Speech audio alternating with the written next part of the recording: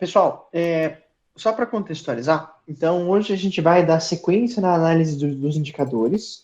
Aula passada a gente viu, se não me engano, três indicadores. A gente viu indicadores, não, a gente viu dois indicadores, indicadores de liquidez e indicadores de estrutura de capital, ou de endividamento, que é a mesma coisa. Indicadores, deixa eu colocar no quadro aqui que fica mais fácil. Então, quando a gente falou sobre indicadores de liquidez, a gente mencionou então tudo que era relativo o que a empresa ela tinha então de bens para liquidar dívidas. Então, indicadores de liquidez, a gente mencionava tudo que era para quitação de dívidas. Então, a gente falava análise de bens das empresas, o que a empresa ela tinha para quitar suas dívidas.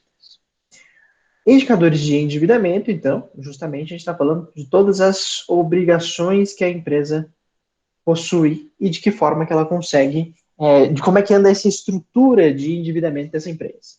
Então, a gente está falando capital de terceiro, capital próprio, analisando qual que é a preponderância do seu capital, se ele é mais capital de curto prazo, capital de longo prazo.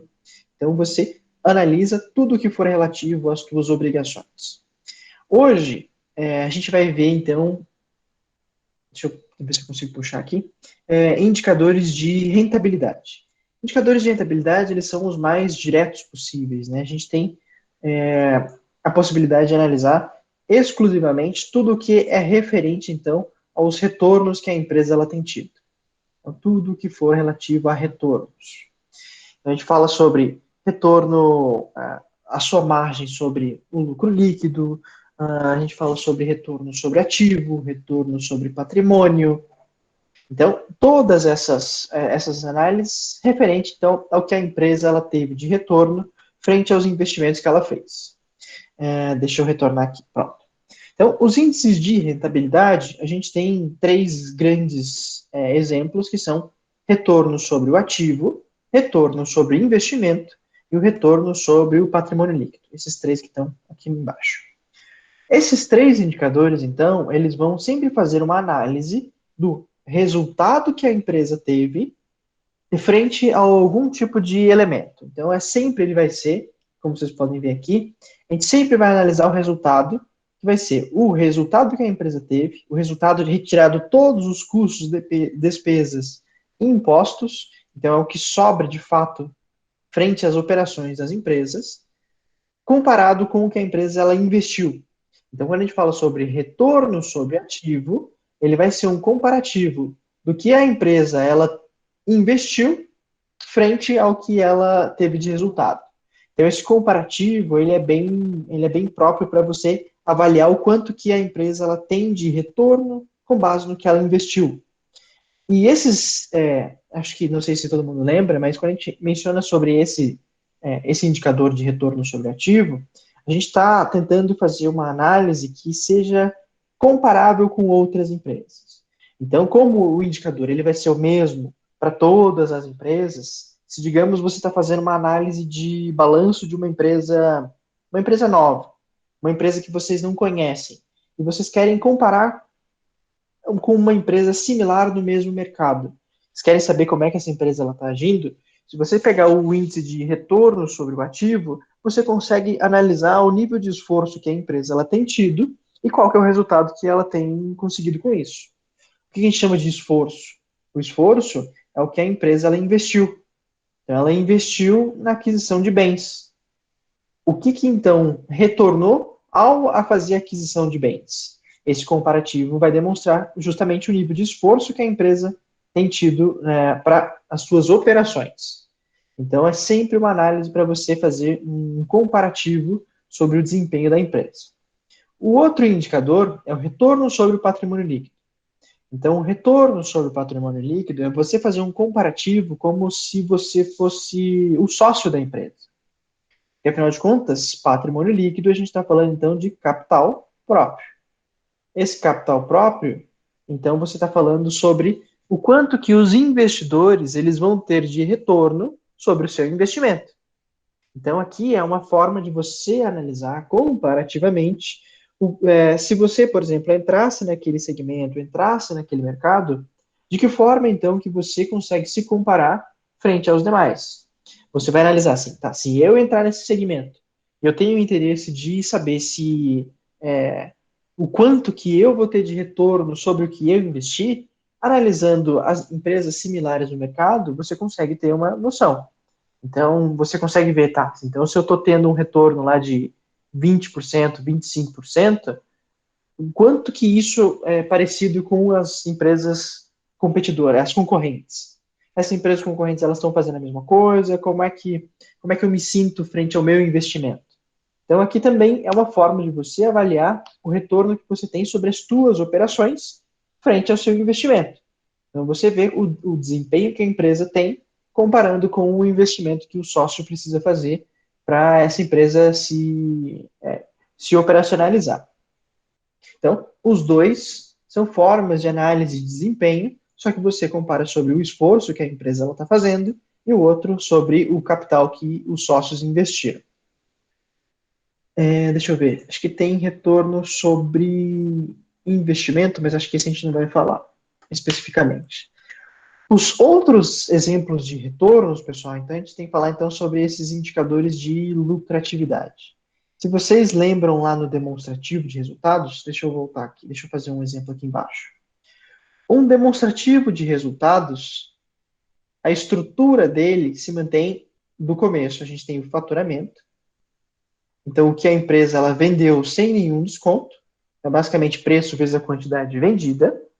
Depois você faz os descontos, retirando custos, entre custos e despesas. Retira também impostos.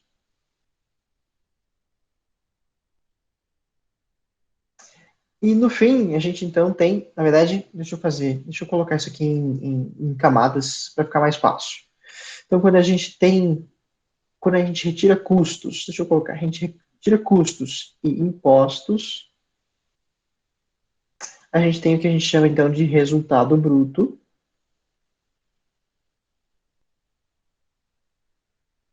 Depois, quando a gente retira despesas,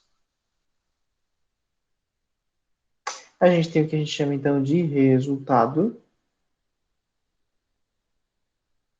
operacional. E depois, quando a gente retira a alíquota de impostos, a gente tem o nosso lucro líquido. Então, o demonstrativo de resultados, ele é separado em camadas. Então, a gente vai retirando algumas etapas e vai observando, então, o peso que cada um desses elementos possui no resultado. Então, se você faz lá uma análise vertical, por exemplo, análise vertical, todo mundo deve lembrar, é você analisar no mesmo ano o que aconteceu no demonstrativo de resultados. Então, comparando que o faturamento ele é 100% da sua análise, a partir daqui você vai começando a retirar alguns pontos. Por exemplo, quando você retira custos, quanto é que ele representa do faturamento? Digamos que custos frente a faturamento, ele corresponde a 60%. Então, o que te sobra no resultado bruto é 40%. Aqui a gente está analisando sem valores absolutos, mas uma análise percentual. Então, tirando 60% dos custos, então sobra um resultado bruto de 40%. Retirando, digamos, 20% de despesas, o que te sobra, então, um resultado operacional vai ser 20% do total. Digamos que impostos são, vamos dizer, 10%. O que sobra no final do período é um lucro líquido de 10%. Aqui, então, ele é sempre com base no teu faturamento. É como se fosse um comparativo natural para você observar como que foi o desempenho da empresa frente ao que ela teve até o total do que ela teve naquele período. Então, os índices de lucratividade, eles são relativos a essas margens. Quando a gente fala, então, de margem bruta, a gente está analisando o lucro bruto. Aqui eu coloquei como resultado bruto, mas pode ser lucro bruto. Então, vai ser o lucro bruto dividido pela receita total. Então, a margem é como se você fizesse esse percentual. Você analisasse o lucro bruto dividido pelo faturamento. Essa vai ser a minha margem bruta. O outro ponto vai ser, então, a margem líquida, que é você pegar o lucro líquido e observar o quanto que ele representa do total. Então, vai ser lucro líquido dividido pelo faturamento. O que que isso aqui demonstra, pessoal? Normalmente, óbvio, a gente vai começar com o faturamento sendo 100%. Então, retirando os custos do faturamento, o que te sobra é justamente essa margem bruta. Então, comparado com o... Aqui você nem precisa dizer o quanto que foi de custos, se você tem a ideia que o faturamento é 100%, se você encontra o valor da margem bruta, você já sabe o que veio no meio, que é justamente o valor dos impostos, ou o valor dos custos. Com a margem líquida, a mesma coisa. Se você tem o valor do lucro bruto, entre o lucro bruto e o lucro líquido, a única coisa que a gente tem é a implicância de despesas e impostos. Então, ao acrescentar isso, você já tem uma noção de como é que foi o teu lucro líquido. Então, essas análises de margem bruta e margem líquida, ela vai ser sempre um comparativo frente ao que a empresa ela teve de faturamento ou receita total em um determinado período. Então, ele é sempre uma forma para você analisar é, a representatividade do que você teve entre faturamento, custos e despesas. Então, esses três elementos, eles são importantes quando a gente fala sobre margem bruta, certo? Então, deixa eu ver. Salvo engano, isso, a gente também tem margem operacional. Deixa eu colocar aqui, então, como se fosse lucro operacional sobre o faturamento. Isso. Então, a gente tem essas três margens. Margem bruta, com base no lucro bruto, margem operacional, com base no resultado operacional, e margem líquida, com base no lucro líquido. Então, essas três etapas, basicamente, elas dão noção sobre como é que foi o custo, como é que foram as despesas e os impostos. Então, essas três etapas, elas são destacadas quando a gente tem essa análise com essas margens. Ok, pessoal? Então, com isso, a gente tem uma compreensão como é que foram os resultados da empresa frente a alguns elementos. Então, esses elementos, eles são o ativo, como a gente viu lá no retorno sobre o ativo, o patrimônio líquido e essas margens com base no faturamento. Então, deixa eu retornar aqui no quadro. Opa. Então, pessoal, cadê? Aqui. EBITDA. Tá, a gente vai falar sobre o EBITDA. Até aqui, pessoal, acho que todo mundo deve lembrar, né? Desses indicadores. Retorno sobre o ativo, as margens. Alguma dúvida até aqui, pessoal? Acho que é bem tranquilo, né? Se vocês tiverem dúvida, perguntem, pessoal.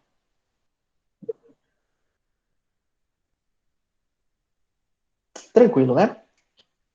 Tá, então deixa eu dar o destaque então sobre o EBITDA, que é uma análise que é importante quando a gente fala se somos investidores, a gente precisa fazer uma análise sobre o desempenho das empresas. O EBITDA, pessoal, ele é uma forma de análise, tanto o EBITDA como o EBITDA ou o EBIT. Então a gente está falando sobre, deixa eu colocar aqui, a gente está falando sobre lucro antes de impostos e taxas. É como se fosse o lucro antes do imposto de renda. É o lucro ajustado antes do imposto de renda. Por quê, pessoal? Por que a gente faz essa análise para investimentos? E por que essa análise do EBITDA e do EBIT são importantes? Quando a gente fala sobre esses dois indicadores, a gente está falando então que a gente está analisando estritamente o que for relativo às operações das empresas. O que isso quer dizer? Eu tenho interesse em saber o resultado que a empresa teve exclusivamente com base nas suas operações. Então, eu estou analisando, se você tivesse que comprar uma empresa, se você tivesse que analisar exclusivamente o que a empresa ela teve de ganho relativo às suas operações, você teria um critério para saber se vale a pena ou não investir nessa empresa. Por quê? Existem alguns elementos que eles também interferem no resultado, mas eles não são relativos às operações das empresas. Como, por exemplo, a gente pode ter resultados, digamos que a empresa ela tenha um resultado que não foi relativo à sua operação. É possível isso, pessoal?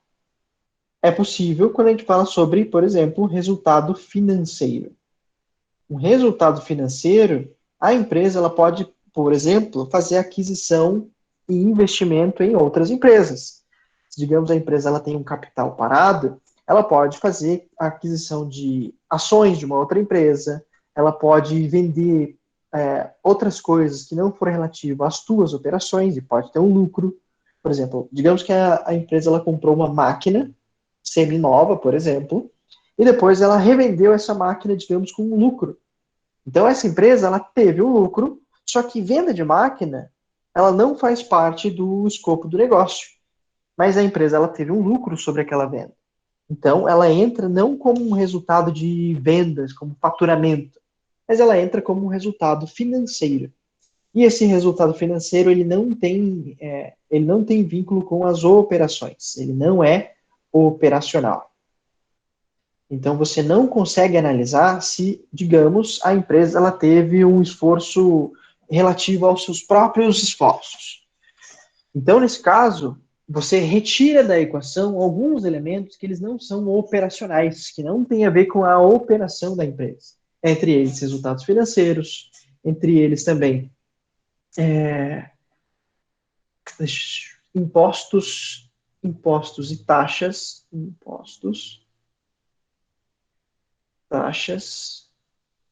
e depois aqui você também acrescenta dois elementos importantes: depreciação e amortização.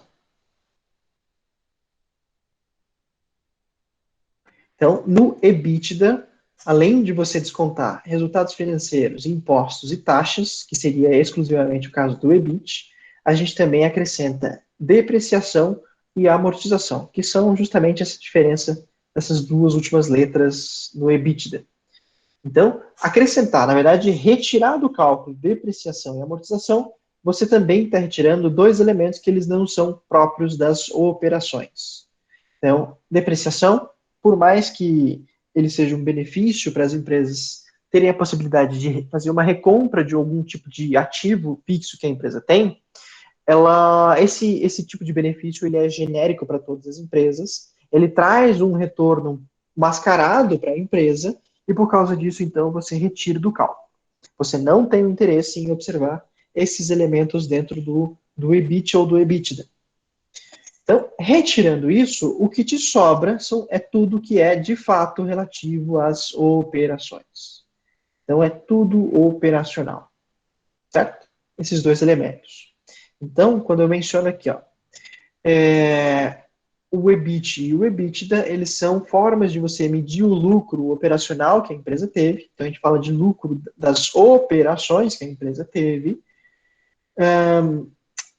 E leva em conta algumas deduções que a gente mencionou aqui, que são tirar impostos, taxas, depreciação e amortização.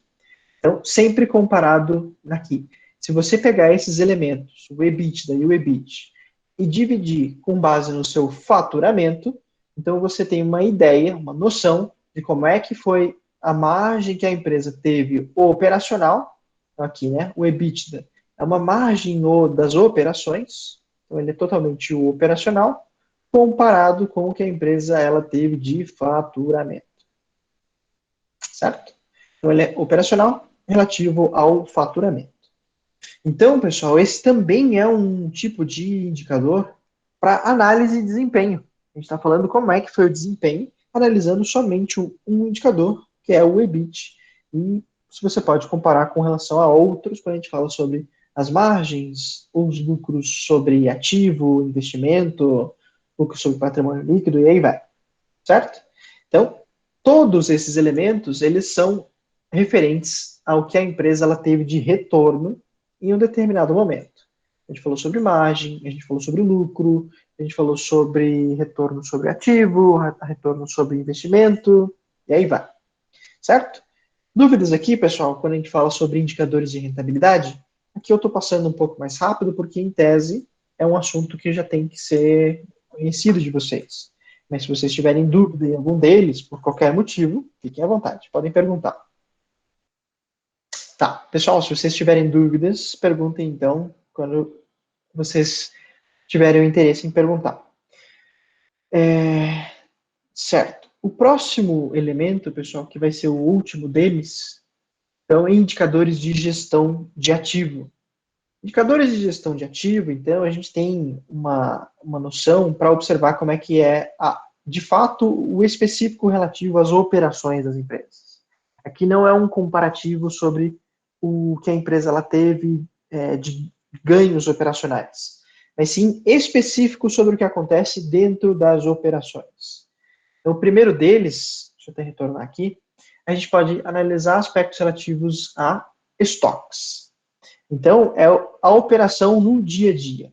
Quando você analisa, por exemplo, o giro do estoque, o que você quer saber aqui?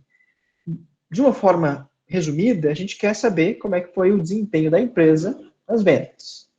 Então, como é que a empresa ela se saiu ao vender os seus produtos? Digamos, se você tem um resultado, e normalmente ele vai ter um resultado, ele pode ter um resultado em dias, quando a gente fala sobre o prazo médio de estocagem. Esse resultado, ele pode ser um resultado comparativo muito bom. Por quê? Você está analisando, digamos, período a período, digamos, o ano de 2020 comparado com o ano de 2021, você pode ter uma noção de como é que foi o desempenho das vendas de um período para o outro. Você tem a possibilidade de analisar o que aconteceu efetivamente nas operações de um ano para o outro, que ocasionou, então, uma melhoria nas vendas. Aqui, o cálculo do giro de estoque, ele vai ser feito da seguinte maneira.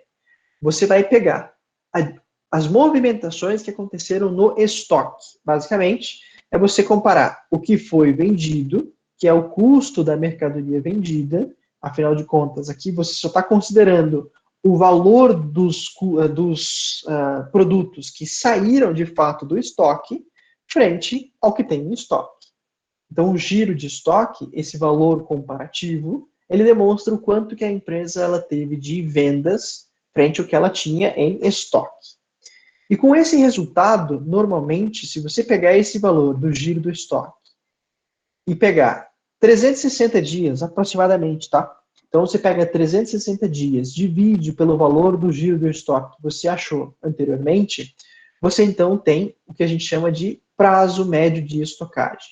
É o quanto tempo que dura o teu estoque, em média, dentro da sua empresa.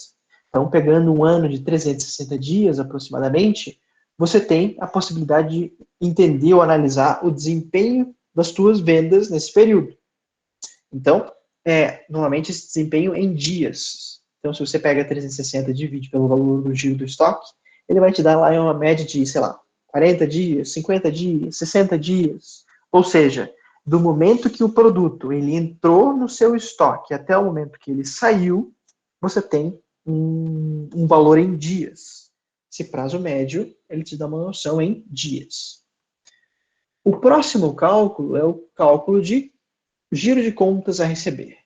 Então, contas a receber, você está fazendo uma análise do que a empresa ela tem com base nos seus fornecedores.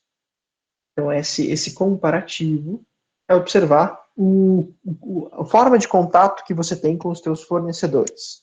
De uma forma geral, bem resumida, é o quanto que a empresa ela gere de créditos frente aos seus fornecedores. Então, o primeiro cálculo que a gente vai analisar é o giro de contas a receber. Você vai fazer um comparativo das vendas com o que a empresa ela tem para receber. Então, é faturamento frente ao que a empresa ela tem a receber. Isso aqui vai demonstrar, então, um percentual do quanto que a empresa, ou então um valor percentual do que a empresa ela tem a receber do que ela, de fato, ela tem a receber no total. Então, essa análise do giro de contas a receber, ele vai demonstrar um comparativo sobre como é que foi, o quanto que você tem de valores a receber da tua venda. Então, ele vai te dar um valor, normalmente um valor comparativo. E desse valor que você tem do giro de contas a receber, mesma coisa. Se você dividir 360 pelo giro de contas a receber, você vai também ter uma ideia do prazo médio de recebimento.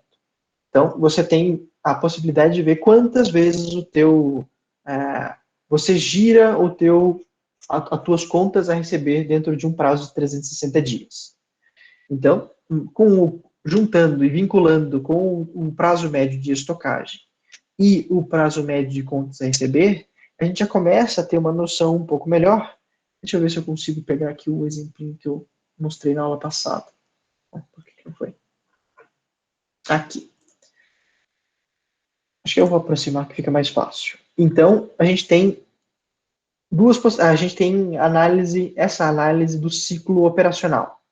O ciclo operacional, ele é desde o momento onde a empresa ela compra matéria-prima até o momento onde ela recebe com a venda do produto. Então, no meio do caminho tem o pagamento dos fornecedores, o começo da fabricação, o final da fabricação e a venda. Então, esses momentos, eles estão sinalizando as operações de todo e qualquer tipo de empresa. Pode ser empresa que vende produto, uma empresa de serviço, tanto faz.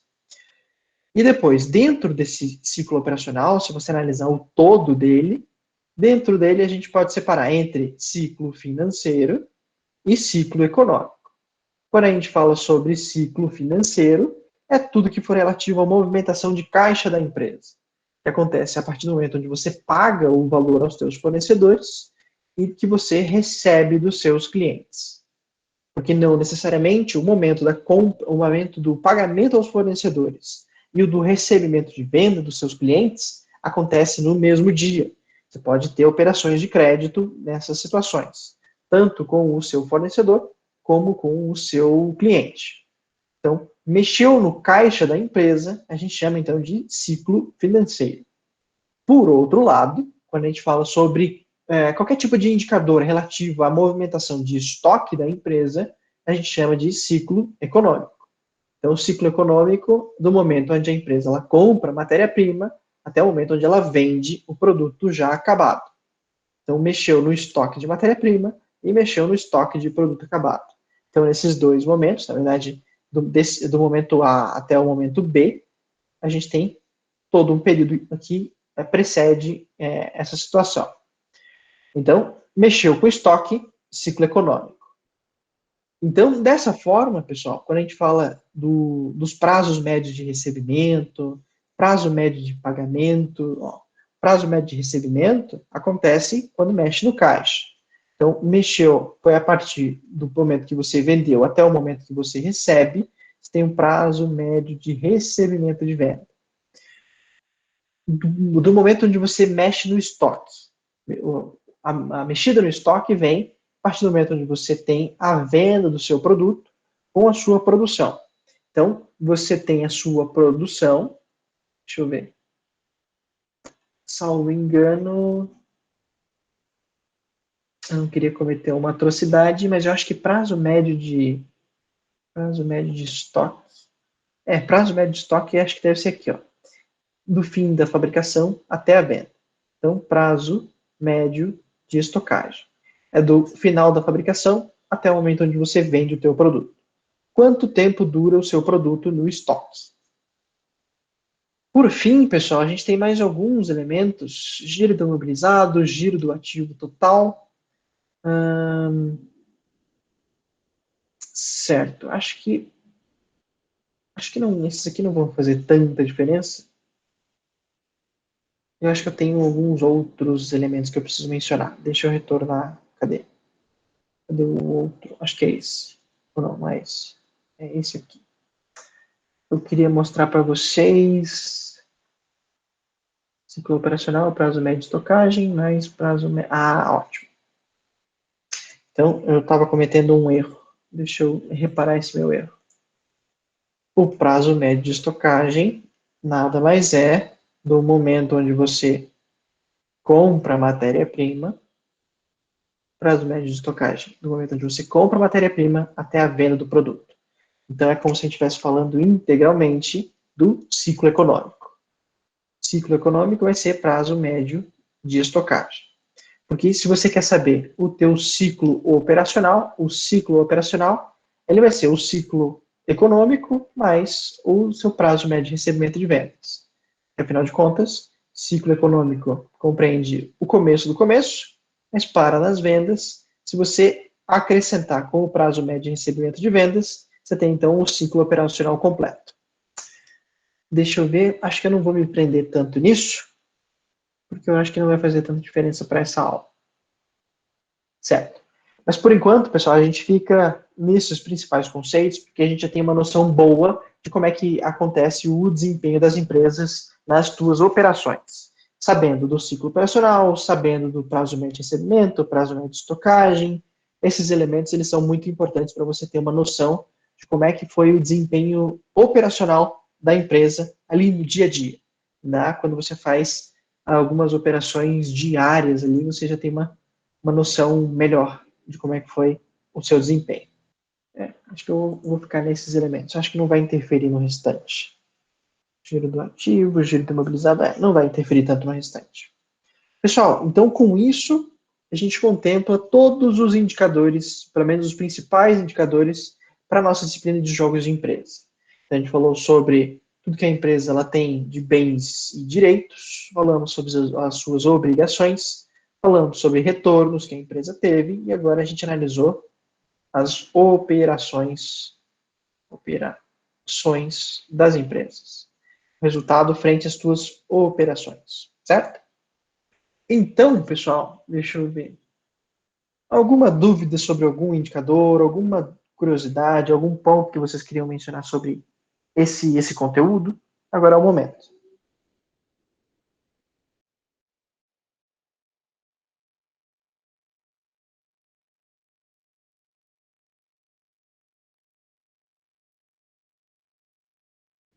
Legal. Então, deixa eu fazer uma proposta para vocês. Acho que tinha alguma coisa antes que eu estou esquecendo de mencionar. Agora não lembro o que era. Gestão ativo, liquidez, endividamento, rentabilidade. Acho que é isso. Acho que é isso. Tá. Pessoal, então eu tenho uma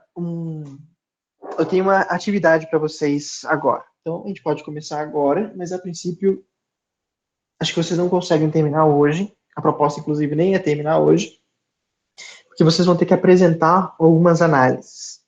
Então, como vocês vão fazer isso no dia a dia das empresas, quando vocês estiverem no jogo propriamente dito, eu vou precisar, então, que vocês entendam sobre esses indicadores, tenham uma noção geral de como é que funciona e consigam fazer isso no dia a dia.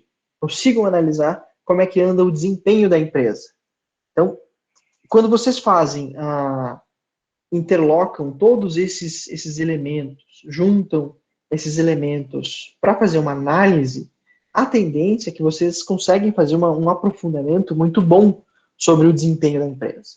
Então, vocês analisam a liquidez com frente ao seu endividamento, vocês já têm um comparativo melhor para saber como é que está sendo o desempenho da empresa frente às suas, comparando bens e obrigações. Como é que a empresa ela consegue quitar as suas dívidas e como é que está a estrutura de capital dela.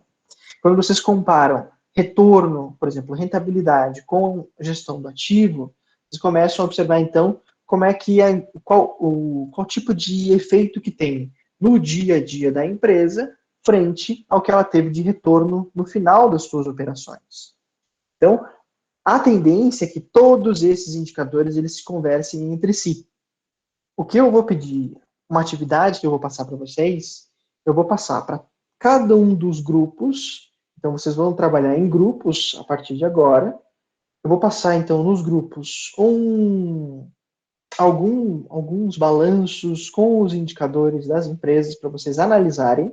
Então, vocês vão pegar o balanço com o demonstrativo de resultados, todos os indicadores, entre eles liquidez, endividamento, rentabilidade e esses de gestão de ativo, e vocês vão precisar fazer uma análise. A análise pode ser feita da forma como vocês acharem melhor. A estrutura para vocês montarem a análise de vocês é a critério, como vai ser no jogo a mesma coisa. O que eu vou pedir para vocês só é que vocês façam uma análise específica sobre os indicadores separadamente indicadores de liquidez, endividamento, rentabilidade e gestão de ativo, e depois também consigam fazer essa análise cruzando os dados, cruzando os elementos, cruzando liquidez com endividamento, liquidez com rentabilidade, endividamento com gestão do ativo, e aí vai. O que vocês acharem melhor e que consiga justificar a análise de vocês. Correto? Dessa maneira, pessoal, a gente, com indicadores, presume-se que vocês têm uma noção de como é que as empresas funcionam num todo. Então, dessa maneira, vocês fechariam toda a parte conceitual para vocês começarem o dia a dia das empresas. Então, essas análises desses indicadores são muito importantes.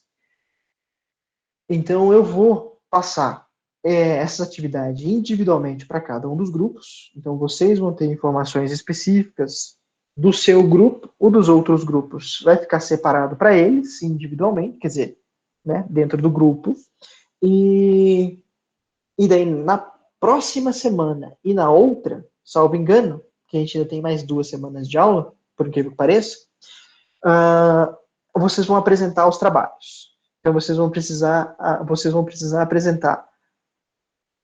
Na semana que vem, 4 grupos vão apresentar, e na próxima, os próximos 4 grupos. Como a gente está separado em 8 grupos, dá tempo para todos os grupos se apresentarem. Hoje, então, eu vou, para não ser injusto e colocar os grupos em ordem, eu faço um sorteio e mando para vocês a ordem dos grupos que vão apresentar na próxima semana e os grupos que vão apresentar só daqui 2 semanas. Ok?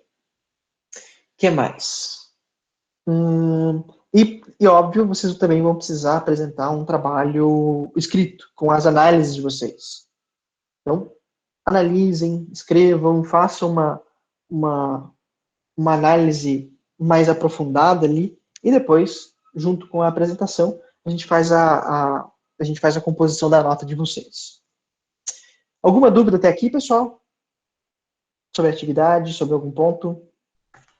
Então, ficou 4, 2, 6 e 1 no primeiro dia.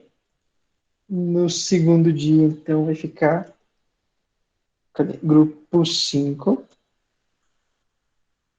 grupo 7, grupo 8 e grupo 3.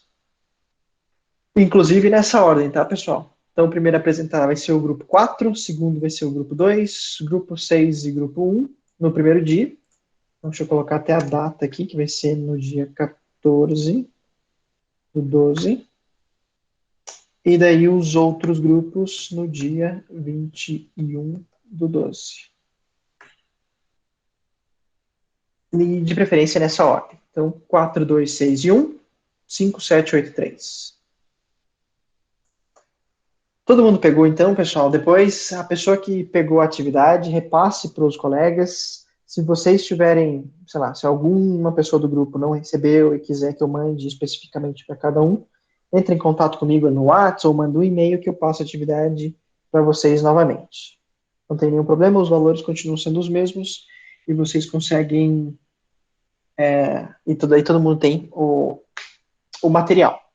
Então, logo em seguida, pessoal, assim que a aula acabar, eu vou abrir um espaço no Moodle para vocês entregarem já as atividades, vou colocar as especificações, o que vocês precisam colocar e os prazos que eu coloquei aqui. Então, quem que precisa entregar até o dia 13, precisa entregar os grupos 4, 2, 6 e 1, e até o dia 20, quem precisa entregar, ou será que eu coloco tudo no mesmo dia?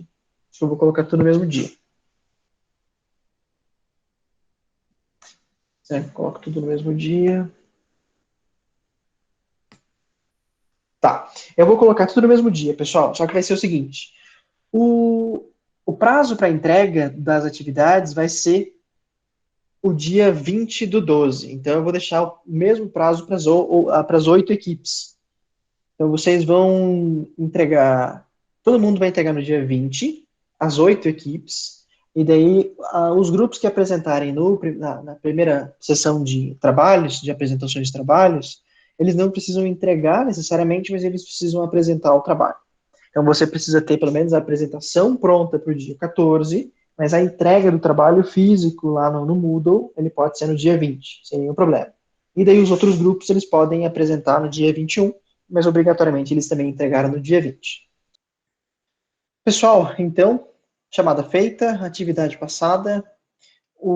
Se Vamos fazer o seguinte, então. Vamos deixar, por enquanto, nessa mesma ordem. Se o Eliezer conseguir trocar com algum grupo, negociar com algum outro grupo, fica à vontade. Tenta ver se vocês conseguem trocar. Caso contrário, então, daí, durante a semana, a gente vai conversando e vendo se a gente faz uma substituição. A princípio, vamos deixar dessa forma.